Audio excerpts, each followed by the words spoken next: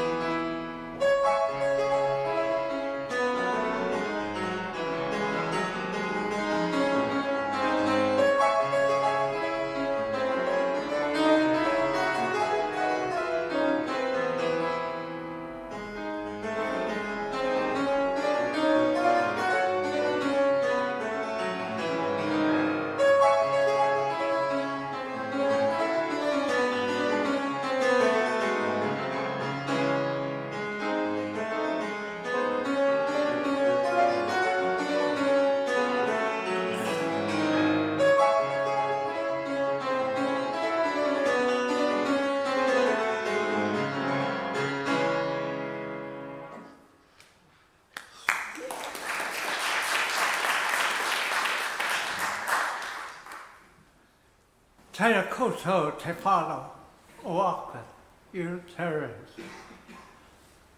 Tēnā koutou, no matter here.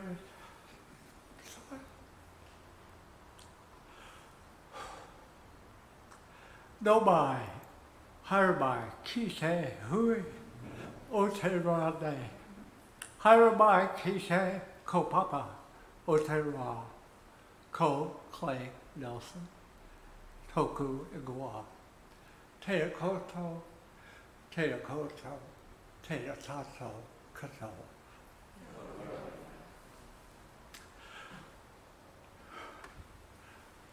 Somebody better find me a tissue.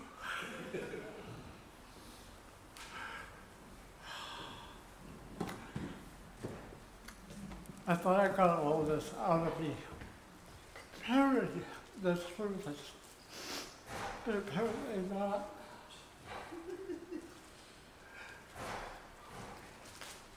Thank you.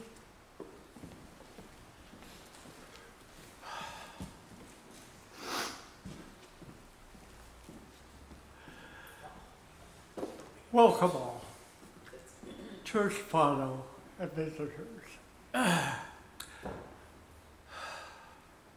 to this place of worship, virtual and physical, made sacred by Auckland Unitarians for 122 years.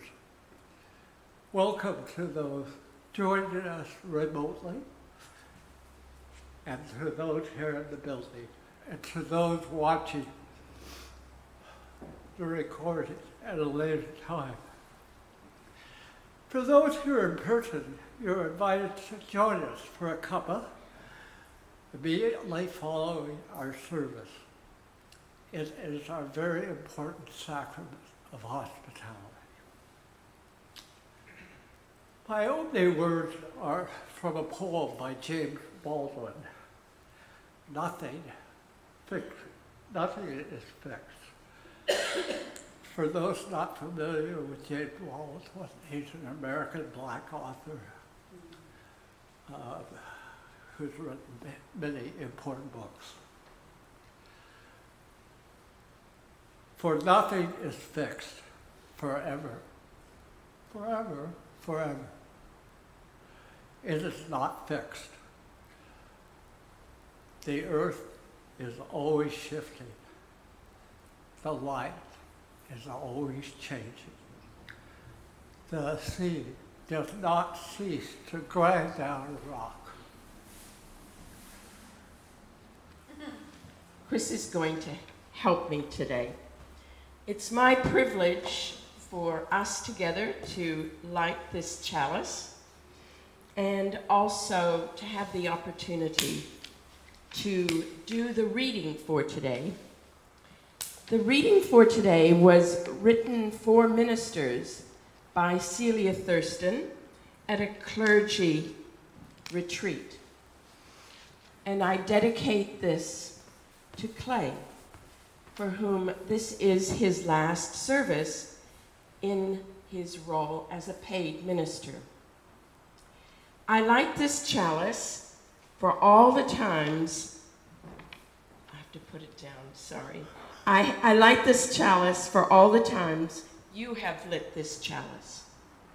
For every time you've struck the match, or flicked that zapper thing there, which fortunately Chris did for me this morning, or empowered a nervous parishioner, or those with a tremor to do the same. I light this chalice for all that you've done. For all, I do have a tremor, so sorry about this. For all you've fostered and cultivated and nudged. For all you've suggested and directed and maneuvered. I light this chalice for the intensity of your reactions in responding to grace and rejecting mediocrity within the tender balance between tradition and choice. I light this chalice for your having been here and continuing to be here, out of calling, out of commitment, and out of love. I light this chalice for the time you have spent preparing, and preaching and hurting and healing.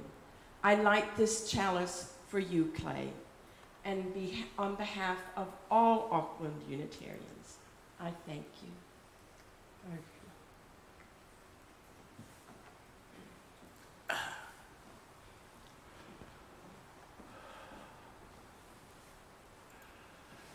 And now if you'll join me in saying the covenant of our congregation.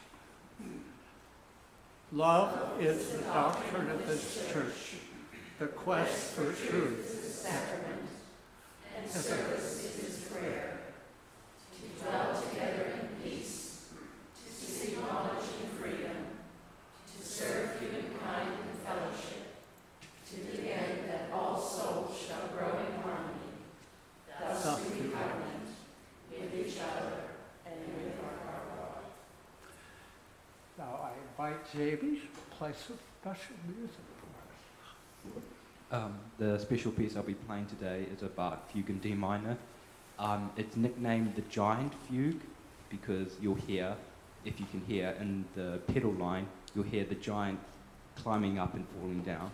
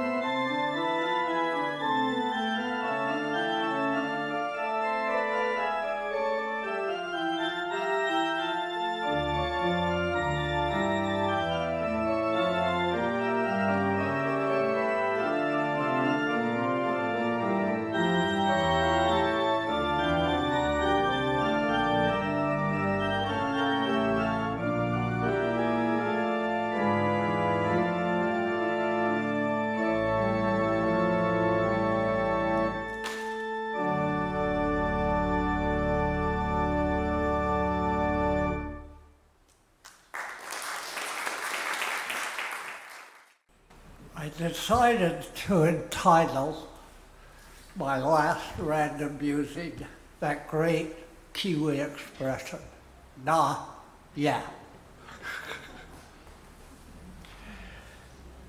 As has been mentioned once or twice recently, and to my great sadness, I'm retiring at the end of the month. Because I have loved all 41 years of my ordained ministry in 2 denominations and my 9 years with you, I want to scream, nah!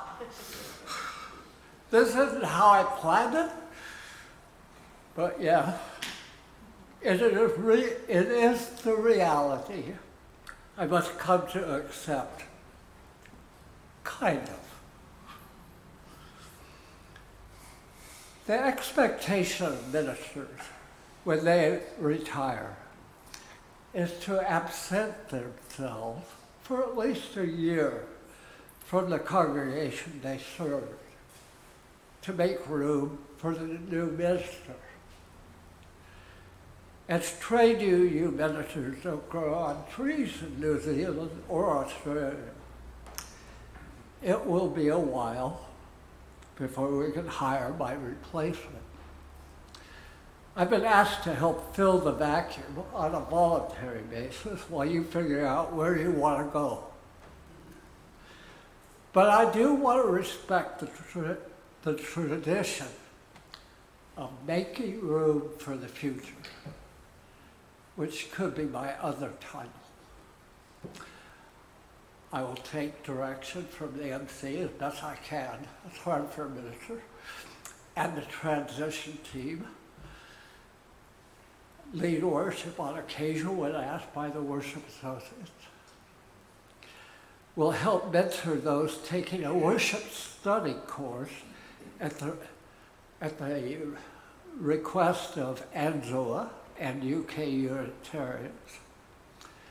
Sit ex officio on MC and the Finance Committee, and offer information, advice, and pearls of wisdom very rarely, cautiously, and only when begged.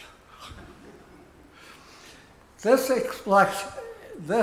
explanation got me reflecting on the dynamics of making room for the future and why it is necessary, yet so hard to accomplish in most aspects of our lives. Because I have to scale back my ministry, I find myself reminiscing on my journey like old men do, which might shed light on the difficulty. I'll try not to impose my life on you beyond human endurance. It's a promise, I hope. But don't worry, I began when I was 5. I was baptized with my mother and my baby sister in an Episcopal church built in the middle of an Oregon bean field. That's bean field. The bean farmer donated the land on the condition that we would go out in procession once a year to bless his fields with what we call bells and smells. In other traditions, you ring bells and wave smoke around. The priest was Father Bozart, a Russian immigrant with a colorful presence. He had a daughter my age in Sunday school who would one day be among the first 11 women illegally ordained as priests in the Episcopal Church. Illegal or not, the rules say it can't be undone. And she still is practicing as a priest. But I get ahead of myself. That would come to impact me over 20 years later. Father Bozart defined for my 5-year-old self what church was. one of my members, is his getting up at the family service and chewing out those who are complaining about the disturbances by children during worship. He made it clear that the kids were worshiping as children should. Those who were bothered could go to the later service. A couple years later, we moved to Yakima, carved out in the orchards of central Washington. One day while playing with friends in the front yard, a black 56 Ford with a fire engine red interior stopped in front of the house. A rotund man in a black suit and white collar got out of the car. He said he was Father Baker. Then he went to the front door, introduced himself to my mother, and asked if he could take the kids out for ice cream. The 50s were a more innocent time. She said yes. I remember it so clearly because I had my first banana split. It was not long before we were attending St. Timothy's, Father Baker's new church. He believed you build up the church by feeding people every chance you got. While there, I got my first Bible, a prize for memorizing Bible passages, singing in the children's choir, and becoming an acolyte, or what Catholics call it, an altar boy. All that furthered my understanding of what church was, and I loved it. We moved a lot when I was growing up. The next unexpected destination was a small college town high in the Colorado Rockies.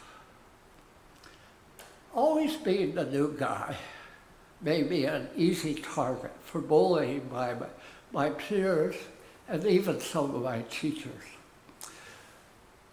Well, while I know many of you cannot say the same, my safe space was a small Episcopal church where Father Babb, fresh out of seminary, was a minister. So we've gone from Mozart to Baker to Babb. They're all beings. Here I experienced the church youth group.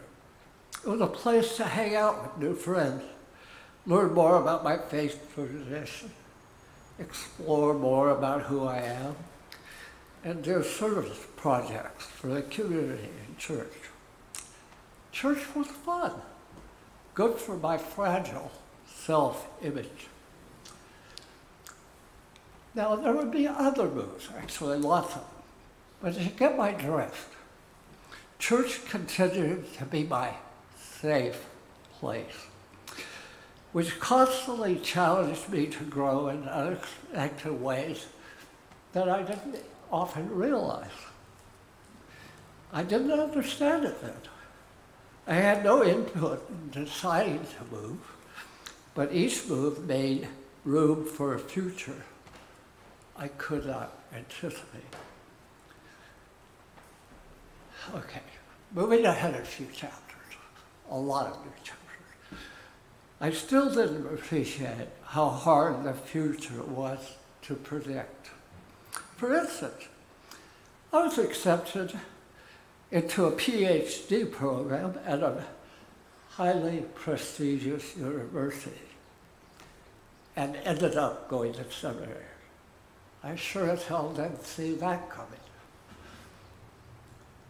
When I was approaching graduation from seminary, I was headhunted by various churches.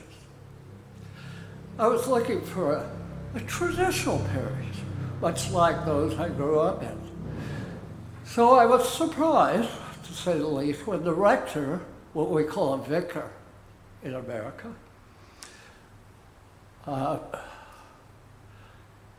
when the rector of Bruton Parish invited me to interview. You won't know anything about that, but it was not what I was looking for. But going for the interview would only take an hour, and then my family could explore colonial Williamsburg, Virginia. Well, Burton Parish is the oldest Episcopal church in continuous use in the U.S., going well back to colonial times.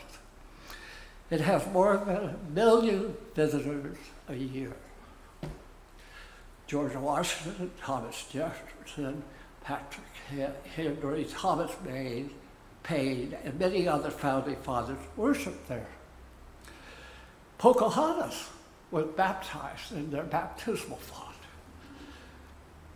Williamsburg is also home to the College of William and Mary, established by royal charter in 1693, making it America's second oldest university.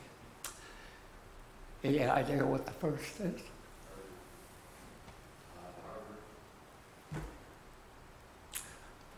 Well, back to the interview. Held in the rector's study. It exceeded an hour because church leaders would just happen to drop by and chat. Then the rector invited me to walk down to William and Mary to meet the college's president. We conversed for nearly an hour when the rector suggested we gather the family for lunch, for a lunch his wife had prepared at the rectory. After lunch, he took us for a lengthy behind-the-scenes walking tour of Williamsburg. When the time came to go home, he took me aside and offered me the position of assistant rector of Burton Parish and chaplain of William and Mary. I was stunned. But not as much as a rector when I turned down the offer. Yeah, it was flattering, but nah, it wasn't the kind of church I saw myself serving. So I firmly closed the door that I had room for the future. A week later, I accepted a position on top of a frozen lake outside Buffalo, New York. It looked like where I belonged, but it wasn't. 2 years later, I was looking again. I was offered a position I didn't seek at St. John's Lafayette Square, which you may have heard of, which is across from the White House where every president of the U.S. has worshiped. Hell no. I certainly didn't belong there. It had no resemblance to my ideal church. A few weeks later, a lovely church in a small town near Pittsburgh offered me the position of rector. Now, this was more like it. But before I could accept, my mentor in Buffalo asked me to consider another position first. Once again, it did not fit what I was looking for, but I had promised him to wait. It was Christ Church, Cranbrook, a highly influential parish of 3,000 members north of Detroit, with an annual budget of over $1 million. Eat your heart out, finance community. It had been built by an influential newspaper publisher who was a friend of Henry Ford. The CEOs of both Ford and GM were members. And yet, surprisingly, it was a very liberal church. The rector had been informed of my reluctance, so he drove to Buffalo to make his case. He was very charismatic, but I declined. I still remember seeing the church not one to take no for an answer. He convinced me to come visit the church. I still remember seeing it for the first time. It was gorgeous, as well as intimidating. It would put cathedrals to shame.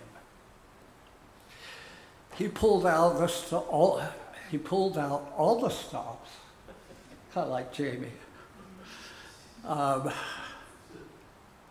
including a visit with the Bishop of Michigan.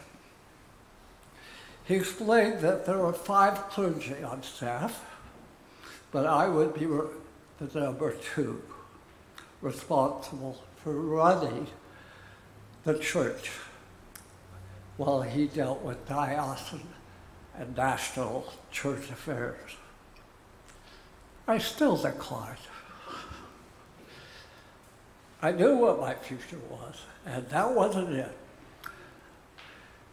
As I was getting in the car to return home, the rector pointed out that if I knew with certainty what my future was, it probably wasn't.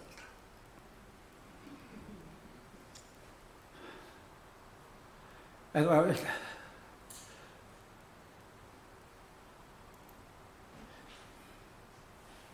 I had a long drive home, and during which I had an epiphany and realized that church is many things to many people. We all have our own experiences.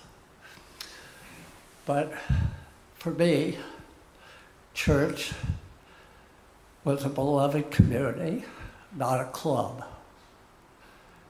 It was a place where the afflicted were comforted and the comfortable were afflicted. But what it wasn't was safe. Every time you come in those doors, you risk being transformed, leaving different than when you came in. And that's what it's supposed to be. So, when I got home, I called him and made room for my future. My time at Cranbrook changed everything. From that time forward, I only accepted positions that honored the future. What else could explain my 9 years at St. Matthew in the city of all places, and 9 years with you of all places, in a country I barely knew anything about when I was in Oregon, Washington, Colorado.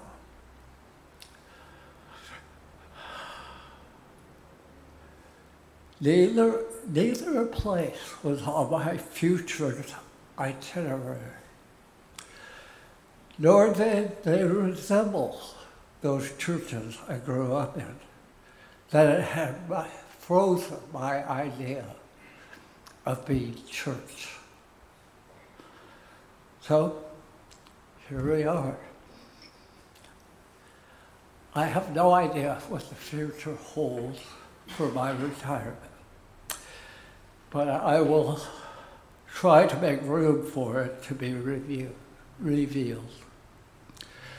I do know that my pasture in the ministry and my preconceived notions about how to do church will not be allowed to prevent you from making room for your future as a congregation. It's time for me to get out of the way. A creative time is before you. And I hope to glimpse from afar what you do with it in whatever years I'm granted. I'm confident it will be magnificent. Bless me. I love you all.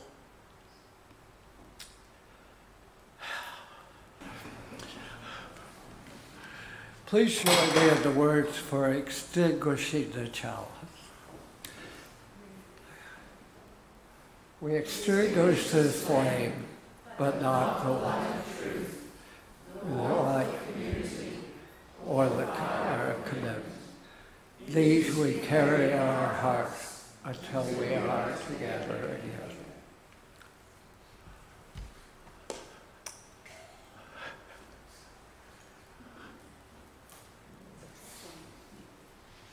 Yay!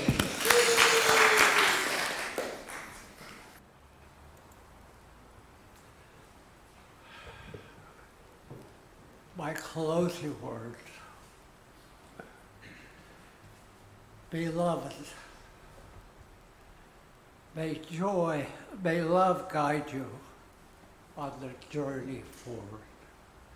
Joy meet you at every turn, and hope be your daily practice.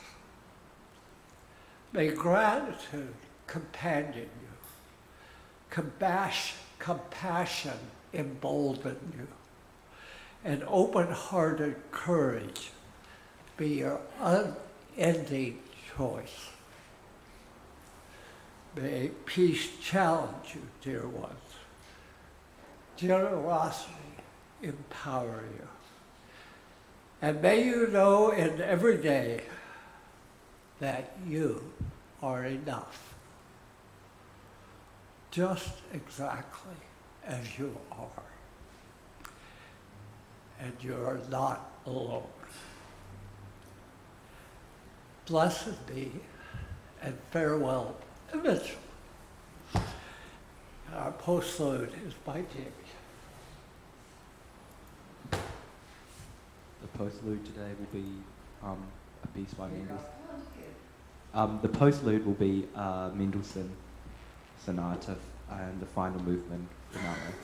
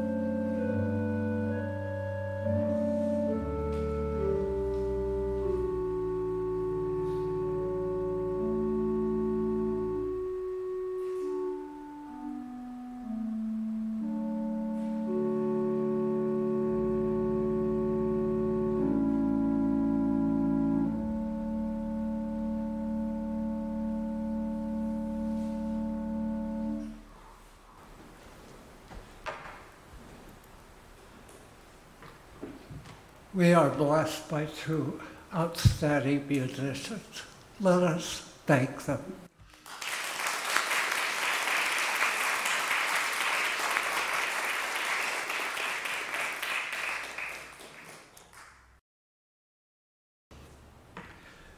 Okay, just because I'm leaving, you don't get our discussion questions. How has your life evolved in ways you had not planned? Name one or two things that changed your course. So break down into groups of 5, try to keep it less than 6, and have at it.